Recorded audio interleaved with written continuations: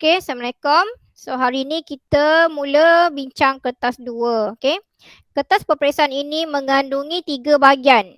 Ni soalan dia. Bahagian A, bahagian B, bahagian C.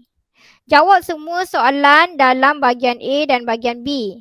Arahan ni kena ikut Jawab mana-mana satu soalan daripada bahagian C. Okey, jadi bahagian C tu tadi soalan nombor 16 dengan 17 lah. Awak boleh pilih salah satu. Tulis jawapan anda pada ruang yang disediakan. Tunjukkan jalan kira. Okey. Okey, anda dibenarkan menggunakan kalkulator saintifik. So jadi exam kali ni awak boleh bawa kalkulator untuk kertas 2. Okey, tapi awak kena buat jalan kira yang lengkap. Kita mula bahagian A. Okey, ada 40 markah kat sini. Okey. Bahagian A 40 markah untuk 10 soalan sebab nombor 1 sampai nombor 10. Okey, jadi soalan yang pertama ialah set. Bila mengira set ni ada tips, okey. Cikgu sharekan tips dia. Okey, tips dia macam ni. Okey, kalau awak masih ingat, okey, kalau tanda dia macam ni, dia ialah simbol apa ni? Persilangan. Ingat lagi tak? Kalau macam ni, simbol dia bermakna apa? Kesatuan. Ingat. Simbol macam ni persilangan, simbol macam ni kesatuan. Okey, kalau persilangan, awak tengok tips dia kat sini. Tips dia kat sini, huruf N belakang ni. Cikgu tunjukkan. So sini kalau kesatuan huruf dia macam ni, U macam ni. Okey. Okey, bentuk dia bertindih. Nombor dia bertindih. Okey, nombor dia bertindih. Ataupun nombor dia nombor yang sama lah. Kalau persilangan awak kena ingat dia bertindih atau huruf yang sama. So kalau dia macam ni, U macam ni, dia ialah semua lah. Semua Sini pun ada huruf. Sini pun ada huruf dia. Ni tindih and semua U. Awak nak ingat kan? So awak nak ingat, awak tengok. Persilangan N, bertindih N, kesatuan U, semua U. Okey, jadi kan cikgu cadangkan awak akan tulis nombor dulu. Awak tulis nombor macam ni Okey, tulis satu ruang ni satu nombor. 1, 2, 3, 4, 5. Satu ruang ni tulis satu nombor. Kemudian kita akan kira lah. Okey, contoh. Okey, awak nak B dulu. Awak nak B, kemudian awak cari B, kemudian awak nak B prime. B prime ni pelengkap. Ini ialah pelengkap. Okey, ini pelengkap lah. Pelengkap tu maksudnya selain pada B. Okey. Kemudian awak nak cari C. Okey, awak nak cari C, kemudian baru awak cari yang bersilang lah. Macam ni, B prime dengan C. Okey, jadi B. Awak tengok dekat kotak yang B tu ada nombor berapa? 2, 2, 3, 4. 4. Yang tak ada B, yang bukan B, 1, 1, 5. C, 4, 5. 4, 5. Senang kan kira macam ni? Masih ingat tak cara nak kira dia? Okey, kemudian dia nak yang bertindih. Dia nak yang bertindih sebab dia nak N kan? Okey, jadi bila dia nak N ni bertindih, awak kena ambil yang sama. Okey, cikgu highlightkan yang mana yang sama So yang sama ialah yang ni dia nak B prime tau dengan C. Jadi 5 dengan 5 ni bertindih. Jadi jawapan dia ialah 5. 5. Jadi awak akan lorek kan, dia punya soalan lorek kan. Jawapan dia punya soalan lorek. Awak kena buat macam ni lah, bukan tulis nombor. Okey, lorek kan. Okey, macam tu. Jadi jawapan yang pertama di situ. Okey, awak dah tulis nombor ni tak apa, biarkan je. Awak just lorek je. Dia punya soalan lorek, awak kena sampai lorek lah. Okey, kemudian ulang semula.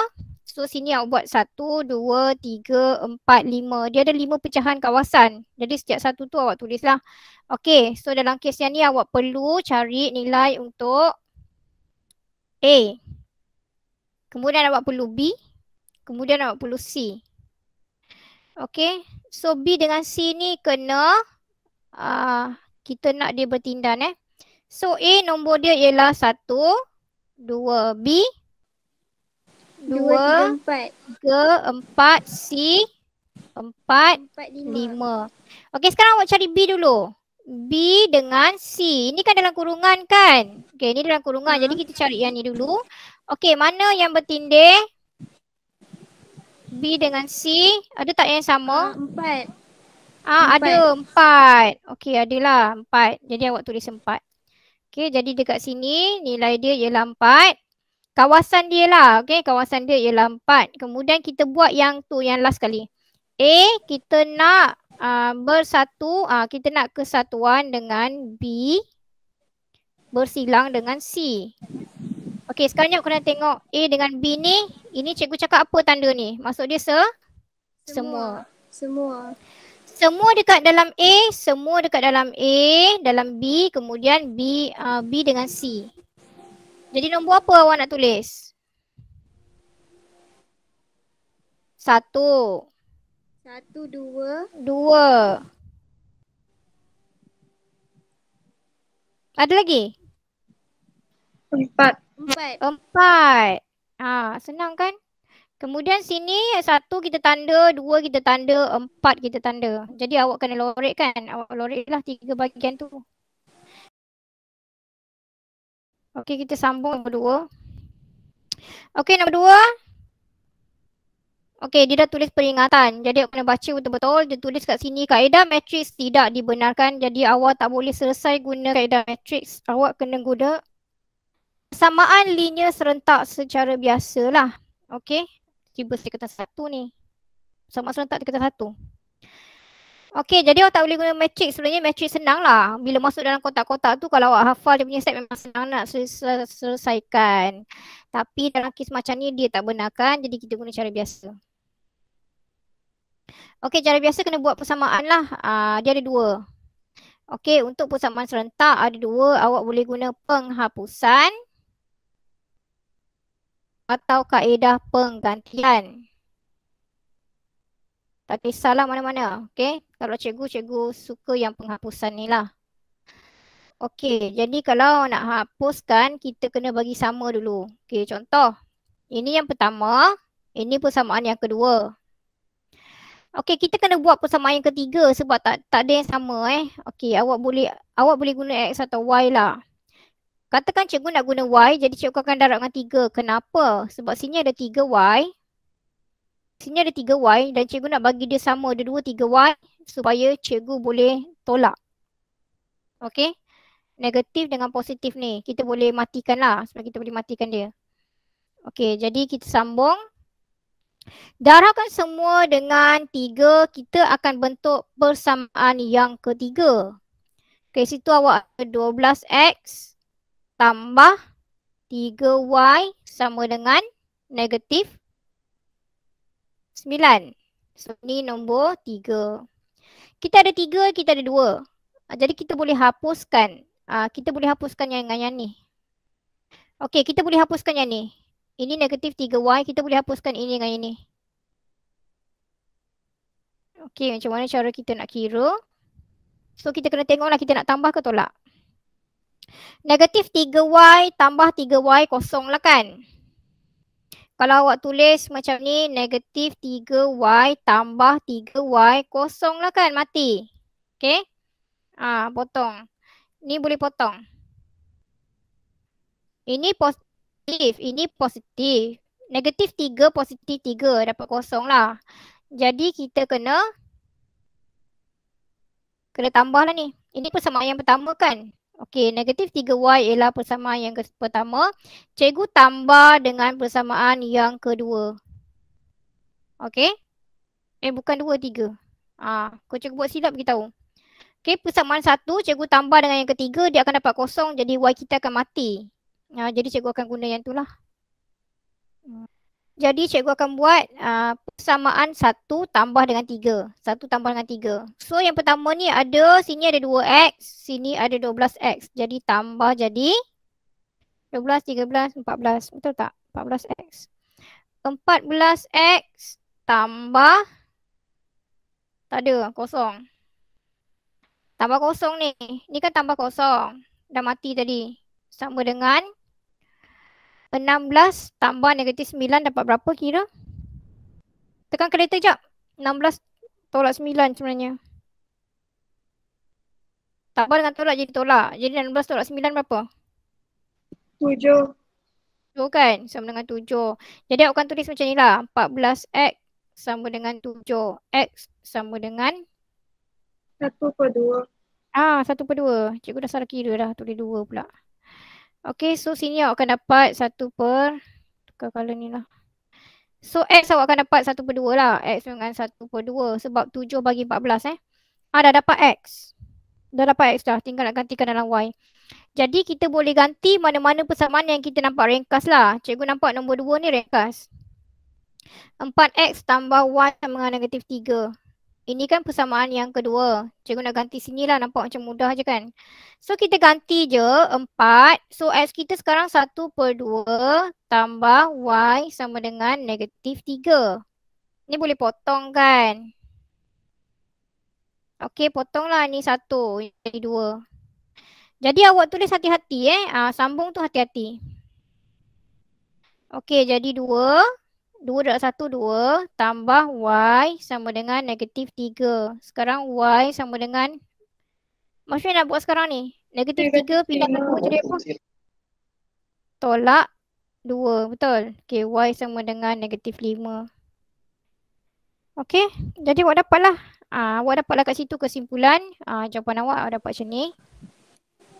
Cikgu. So last last awak akan dapat X sama dengan 1/2. Awak akan dapat Y sama dengan negatif 5. Sebab dia nak persamaan serentak, awak mesti boleh sampai dapat X dengan Y. Okay. Apa tadi ni? Y negatif 5. Negatif 5. X 1/2, Y sama negatif 5. Sampai dapat jawapan ni lah. Ada masalah? Kalau ni cikgu guna yang ni. Cikgu guna ni penghapusan. Kalau awak nak guna penggantian pun boleh juga. Awak gantilah ni. Yang ni Y ni. Kalau awak guna penggantian awak akan tukar. Kalau awak guna penggantian awak akan buat macam ni pula. Awak akan tukar yang ni Y sama dengan negatif 3 tolak 4X. Okey, awak akan ambil Y sama dengan negatif 3 tolak 4X. Ini awak akan ganti. Awak ganti masuk dekat sini. Yang ganti dekat Y ni yang Y ni. Tapi cikgu rasa penghapusan lagi mudah. Jadi cikgu hapuskan je lah. Nak penghapusan ni awak kena tengok sini. Awak kena tengok sama ada tambah atau tolak. Awak kena pilih lah. Macam mana cara nak pilih? Awak kena pilih bila awak tambah atau tolak dia akan dapat kosong. Tak kira lah Y atau X. Tak kira Y atau X. Awak kena kosongkan salah satu. Baru boleh dapat pasangan dia. Okey, ada masalah? Cuba nak gerak nombor 3. Okey, kita tukar soalan nombor 3. Lurikkan rantau yang memenuhi ketaksamaan berikut. Okey. Macam mana nak mula? Okey, jadi kita kena tengok dulu yang dibagi ni. Okey, kita kena tengok yang ni. Ni Okey, ni nombor 1. Persamaan nombor 1. Sampai sini kan koma kan? Ni nombor 2. Ini nombor 3. Okey, jadi nombor pertama. Yang nombor 1, Y lebih besar pada 2X tambah 2. Kita kena tahu pula persamaan ni berada di mana. So kalau kita tulis bentuk persamaan dia akan jadi macam ni. Y sama dengan 2X tambah 2. Sebelum kita tengok lebih besar ke lebih kecil ke, kita tengok dulu sama dengan ni. Oh, dia dah bagi. Ni dah bagi? Dah ada dah. Ni dia dah bagi persamaannya ni kan. Jadi lebih besar atau kurang. Okey, macam ni. Kalau awak lupa. Kalau dia macam ni kalau dia lebih besar atau dia kurang, garis dia akan putus. Garis putus. Kalau dia macam ni, ada sama dengan di bawah, lebih besar atau sama dengan, lebih kecil, kurang atau sama dengan. Garis dia akan padu. Garis padu. Okey, so dia garis padu. So ada beza lah awak tengok garisan dia. Ini padu ni. Ini garisan padu ni. Okey, dan ini garis putus. Jadi kita nak tengok, kita tengok dia punya simbol ni lebih besar kan. Dia akan berada di atas garisan. Kalau lebih bawah, Kalau lebih kecil dia berada di bawah, sekarang dia berada di atas. Jadi awak tanda macam ni. Tanda macam ni sikit, tanda sikit. Dia berada di atas sebab dia lebih besar. Lebih besar pada garisan ni, di atas garisan ni. Awak tanda macam tu. Okey, sekarang kita akan tengok nombor 2. Ni nombor 1 tadi kan? Okey, kita akan tengok nombor 2. So nombor 2, Y lebih besar atau sama dengan negatif X. Negatif X tolak 1. Okey, negatif X tolak 1. Ada juga.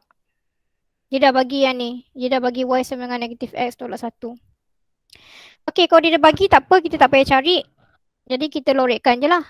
So pada andaian awak nak lorek sebelah mana ni? Atas ke bawah? Tengok tanda ni. Lebih besar ke lebih kecil ni?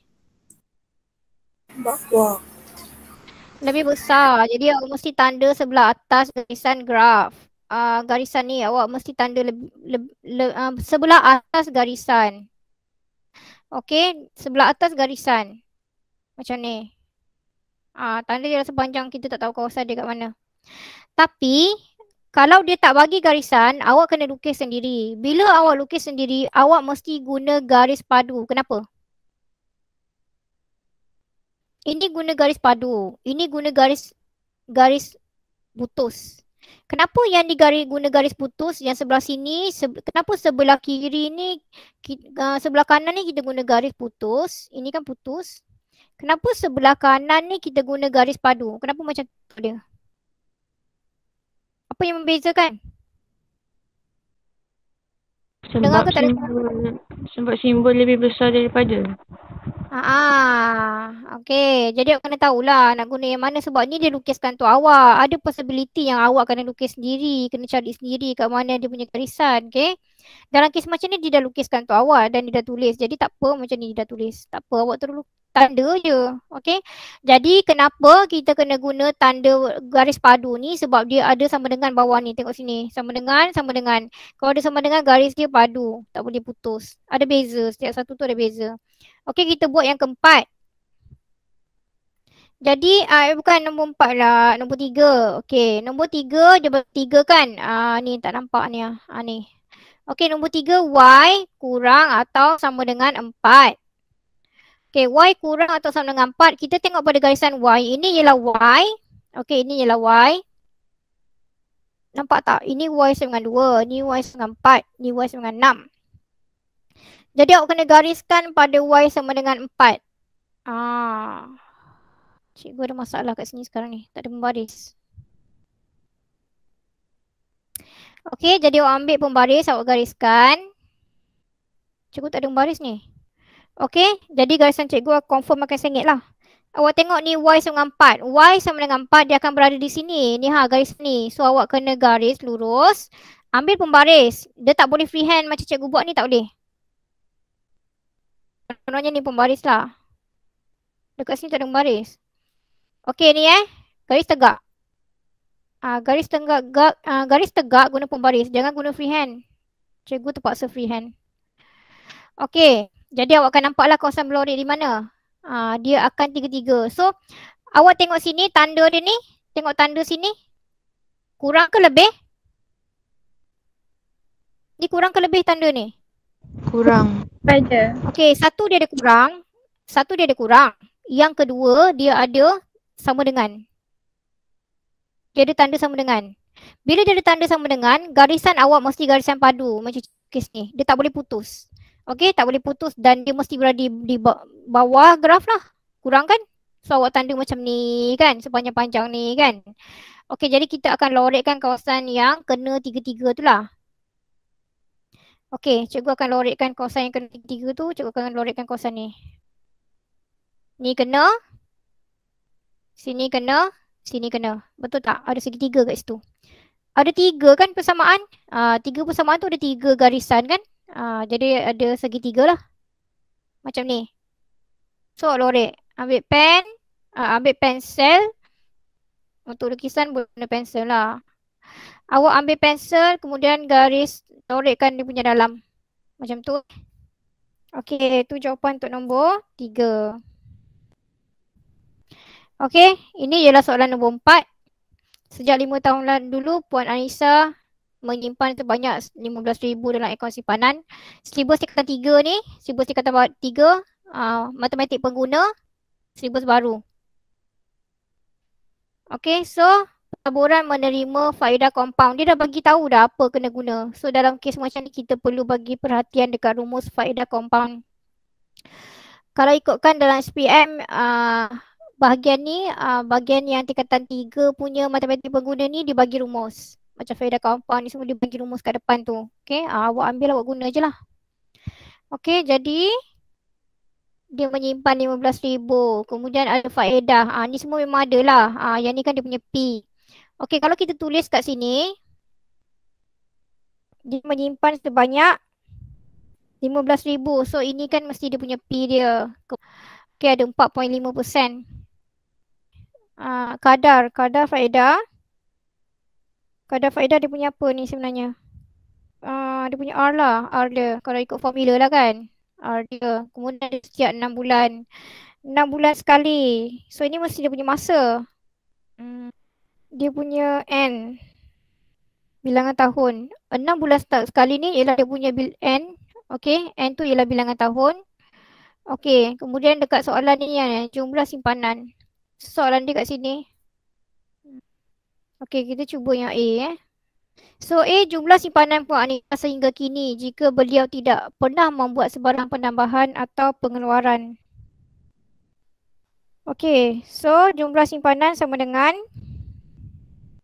so kita dah tahu pelaburan dia menerima faedah kompaun, jadi kita guna rumus faedah kompaun lah. Okey, faedah kompaun rumus dia macam ni. P 1 tambah R per N darab NT. Macam tu. Okay, so kita masukkan nilai dia lah. Tadi P tu kita dapat ni kan. Okay, P dia adalah 15,000. 150,000 tambah 1 ni tetap kan. Tambah. P ni ialah prinsipal tau. Ini ialah prinsipal. Cikgu tulis sini. Prinsipal. So, prinsipal kat depan. Okay. R ni ialah kadar faedah kan. So kadar faedah ni awak tekan ni, awak tekan bahagi per 100. Kalau awak tekan ni dapat apa? 4.5 per 100. Awak tekan kalkulator dapat apa? Dia tukar nilai. Dia akan tukar nilai dalam bentuk perpuluhan. So awak akan dapat 0.045. Betul tak? Cuba semak. Dapat ni. Dapat. Okay. Awak bahagi dengan N. N ialah, ni cikgu dah tulis sini. N ni ialah bilangan tahun. N ni ialah bilangan tahun. Awak labelkan lah, takut tak ingat. Okay, so bilangan tahun ni kita nak kira 6 bulan sekali bagi setiap tahun. Kalau 6 bulan bagi setiap tahun, jadi setahun tu berapa kali? 2. Okay, jadi awak bagi 2. Sebab dia setiap 6 bulan dia compound. Faham tak? 6 bulan dia compound sekali. So lagi 6 bulan baki dia compound kali kedua. Bermakna dalam masa tahun tu dia ada 2 kali lah. Okay, jadi kemudian ada darab. Darab N dengan T. Okay, N tadi kita dapat 2. T ialah, okay, T ni ialah dia punya tahun. Okay, T ni ialah dia punya tahun. Jadi dia kan sejak 5 tahun. Ni yang depan ni sejak 5 tahun kan. Jadi dia punya T dia 5 lah kat situ. Macam tu. Okay, boleh tak?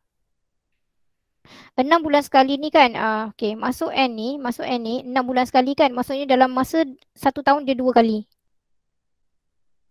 Boleh? N ni.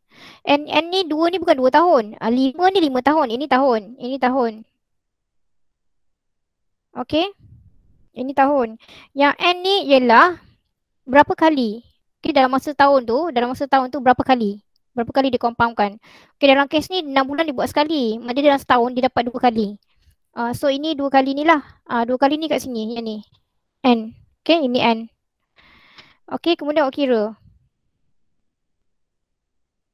Ni tekan kalkulator je ni. Okay, tekan kalkulator. Okay. Awak dapat jawapan apa? 18,000. 18.738. Betul-betul. Jawapan awak betul. Jadi awak kena buat macam ni dulu kan. 15. Mana ada tambah? Oh, salah kat sini. Ni tak ada tambah. Patutlah. Tak ada tambah. Terus darab. Cikgu letak tambah tadi. Okey, cuba tekan lagi sekali. Salah kat situ tadi. Salah sebab ni kenapa tak nak tukar tak ni? Okey, salah kira sebab tadi bila letak tambah kan. Tapi awak tengok rumus je ni. P ni kan terus kurungan. Jadi dia memang tak ada tambah lah kat situ. Jadi tak boleh tambah. 15 000. Kemudian terus tekan darab. Kemudian tambah ni kat dalam. 0.045 bahagi 2 tutup kurungan kuasa 10. Nampak tak ni? Okey, so rumus kalau salah salin, salah lah kira. Tadi cikgu dah tersalah sebab cikgu dah tambah dekat sini. Tak boleh, okey? Okey, jadi ikut rumus dia, so dia awak dapat ni. 18.738 perpuluhan. Ini kita kira RM kan?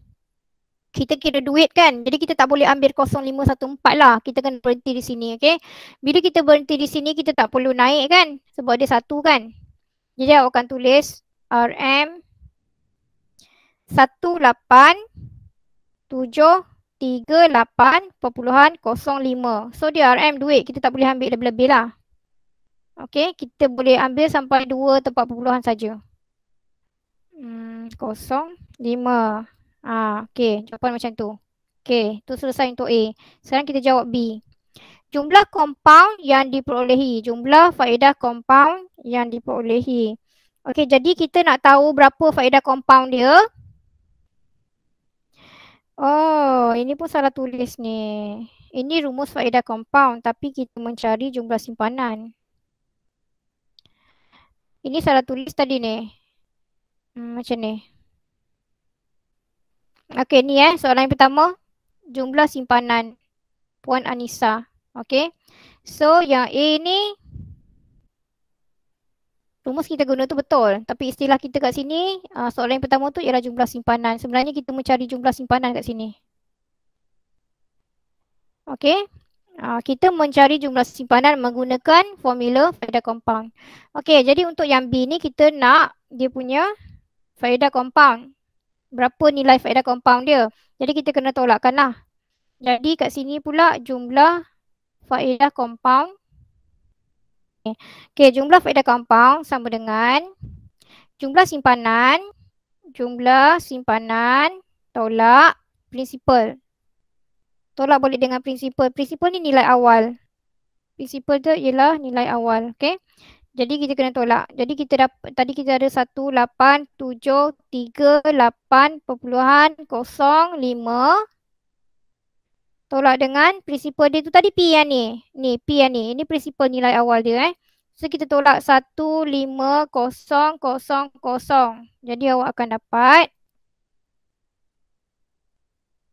RM tekan kalkulator awak akan dapat 3738.05. Semak tekan kalkulator betul tak? Okey, so dapat 3,738.5 sen. Sama tak jawapan awak? Sama. Okey, jadi itu jawapan untuk yang B Okey, kita ada lagi satu soalan ni, soalan nombor 5. So nombor 5 ni penakulan mantik. Okey. So soalan yang pertama dia suruh kenal pasti yang A. Okey, kita jawab A sekarang.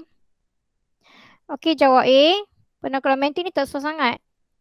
Okey, kita kena nyatakan sama ada ini ialah penyataan atau bukan penyataan. Ini yang kotak ni. So awak tengok, boleh difahami tak ayat tu? Ni penyataan ke bukan penyataan ni? Negatif 5 tambah 3.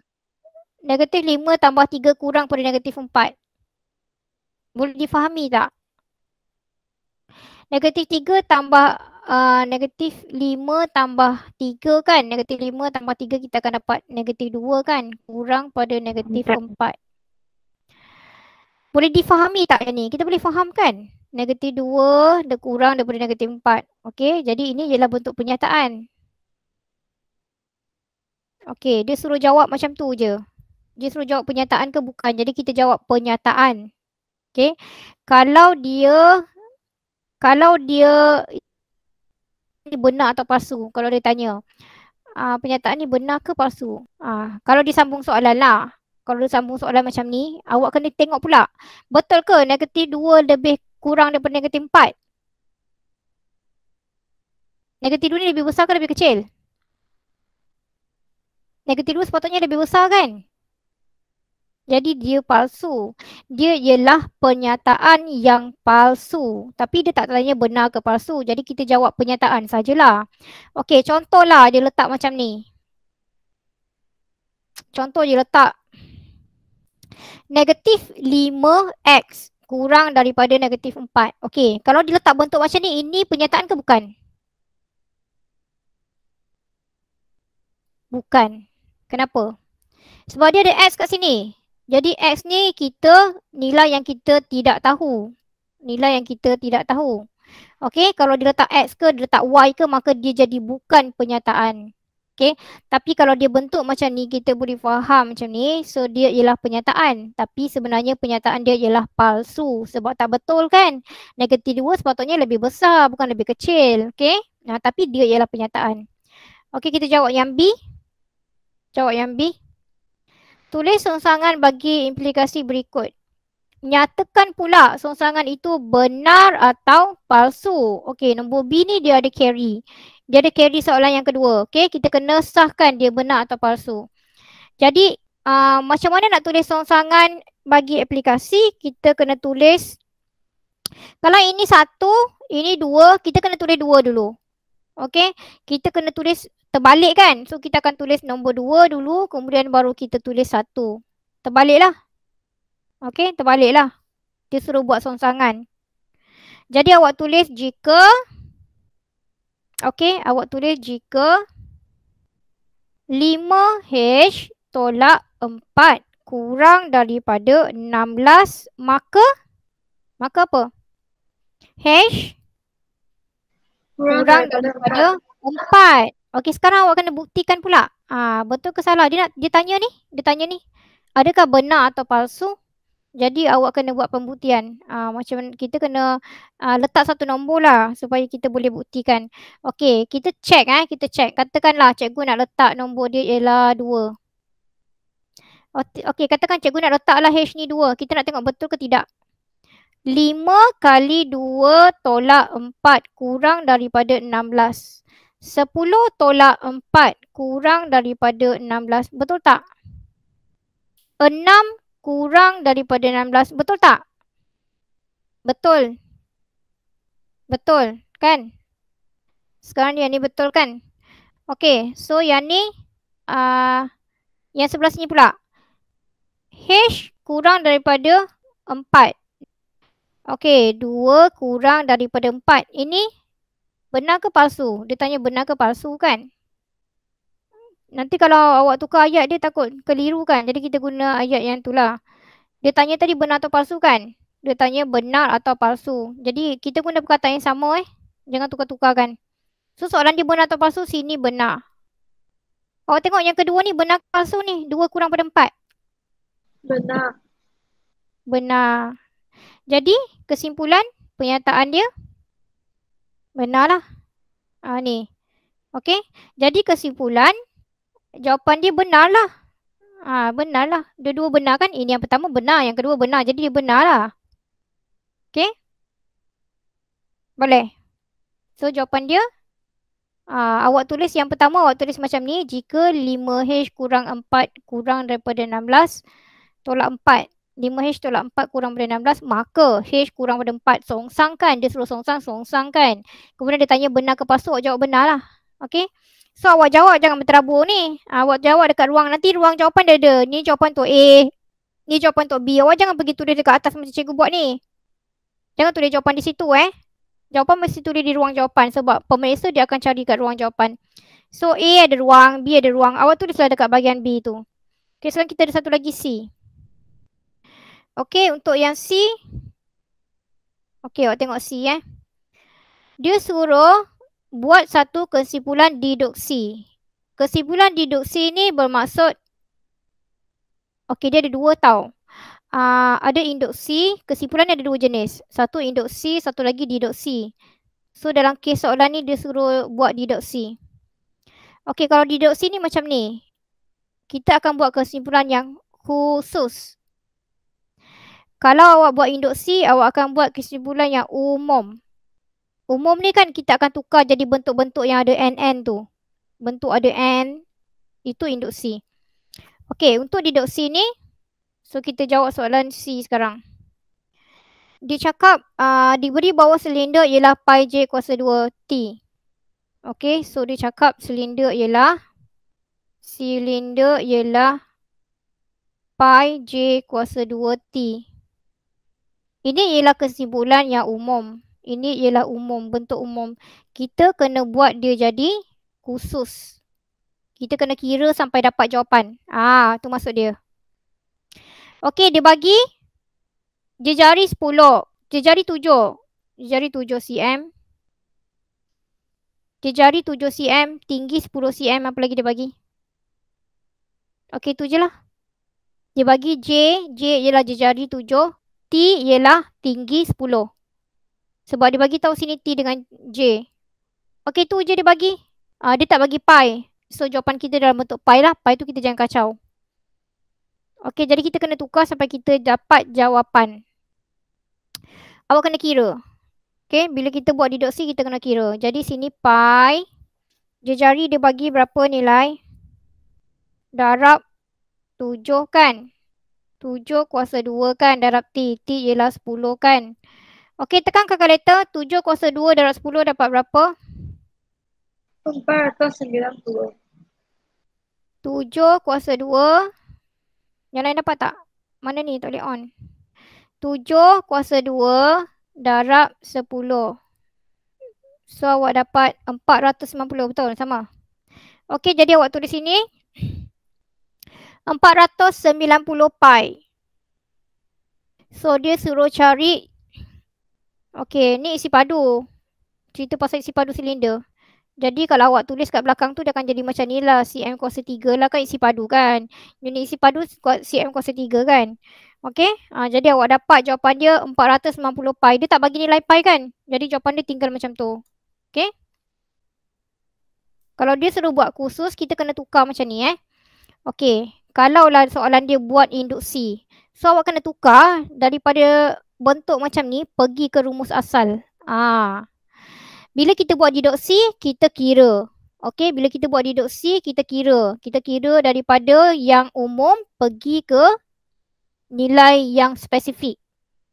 Kalau awak buat induksi, ini ialah induksi. Ini ialah kalau awak buat induksi. Kalau buat induksi, awak akan tukarkan kepada rumus yang umum. Jadi jadi NN lah. Okey, jadi perbincangan kita berhenti di sini. Soalan 6 dan 10 untuk bahagian A kita akan sambung hari yang berikutnya